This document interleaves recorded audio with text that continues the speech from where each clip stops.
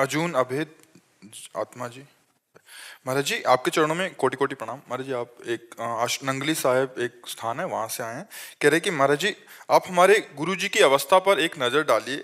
वो अभी उनके गुरुदेव साधना करते करते वाणी में रुकावट आ गई है, समझते सब कुछ है लेकिन बोल नहीं पा रहे। 3 साल हो गए हैं महाराज जी। आपके गुरुदेव आश्रम में ही विराजमान रहते?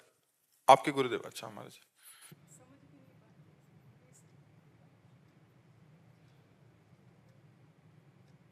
तो क्या गुरु तो साक्षात ब्रह्म है। आपको गुरु की अवस्था पे नहीं ध्यान देना, गुरु तत्व पे ध्यान देना। मेरे गुरु साक्षात परब्रह्म है, बोले तो न बोले तो, समझे तो न समझे तो, सब समझ गुरु की। सब अखंड मंडलाकारम व्याप्तमेन चराचरम, चराचर जगत में गुरुदेव व्याप्त है। हमारे गुरुदेव परब्रह्म परमात्मा है, परब्रह्म स्थिति में है।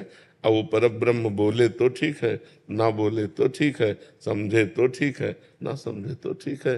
अपने को भाव रखना मेरे गुरु परब्रह्म परमात्मा है।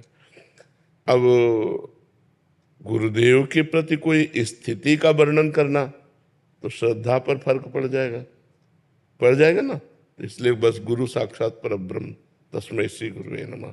मेरे गुरुदेव साक्षात परब्रह्म है, ये भाव रखना। और ये तो बाहरी इंद्रियों के विलास है। मान लो कल नेत्र दृष्टि खराब हो जाए, श्रवणेन्द्रिय खराब हो जाए, वाकेंद्रिय खराब, ये तो इंद्रियां विनाशी है, इनका तो विनाश होगा। लेकिन गुरु विनाशी नहीं, गुरु बोधमय ब्रह्म स्वरूप है। बस आपको यही भाव रखना है।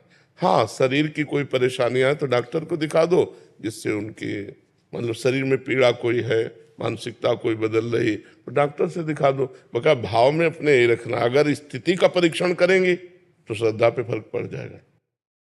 तो श्रद्धा बढ़ाना हमारा कार्य है या श्रद्धा में फर्क पड़ाना कार्य है? हमारा कार्य श्रद्धा पुष्ट करना। तो गुरु साक्षात परब्रह्म, जैसे हम मूर्ति को ब्रह्म मानकर पूजते हैं तो ब्रह्म की प्राप्ति हो जाती है ना, ऐसे गुरु मूर्ति ब्रह्म स्वरूप। अब हमको आगे किसी से प्रश्न इस विषय में नहीं करना, क्योंकि फिर आपकी श्रद्धा पे फर्क पड़ेगा। हमारी श्रद्धा जब एक पाषाण पे हो जाती है तो भगवान की प्राप्ति हो जाती है।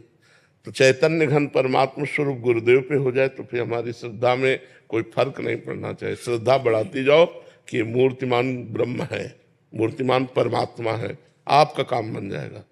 समझ रहे ना?